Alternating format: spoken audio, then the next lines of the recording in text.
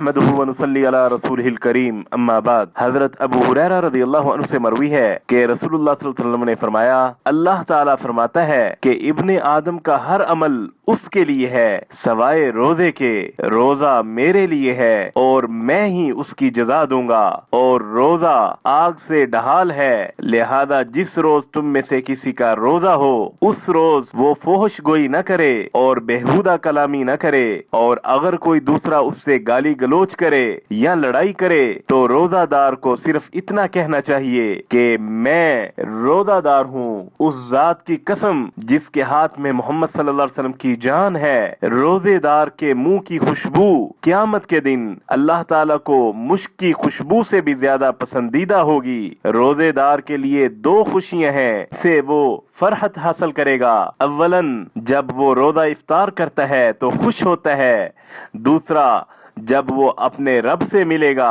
और रोजे के बदले में अपने रब से इनाम पाएगा तो खुश होगा। इसे मुस्लिम ने रिवायत किया।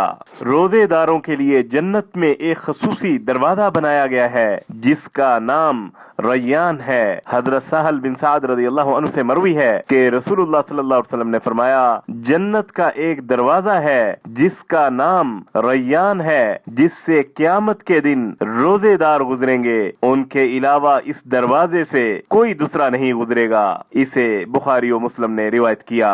हजरत जाबिर रज़ी अल्लाहु अन्हु से रिवायत है कि रसूलुल्लाह सल्लल्लाहु अलैहि वसल्लम ने फरमाया, अल्लाह ताला हर रोज इफ्तार के वक्त लोगों को जहन्नुम से आजाद करते हैं। इसे इब्ने माजा ने रिवायत किया। वसल्लल्लाहु अला नबील करीम।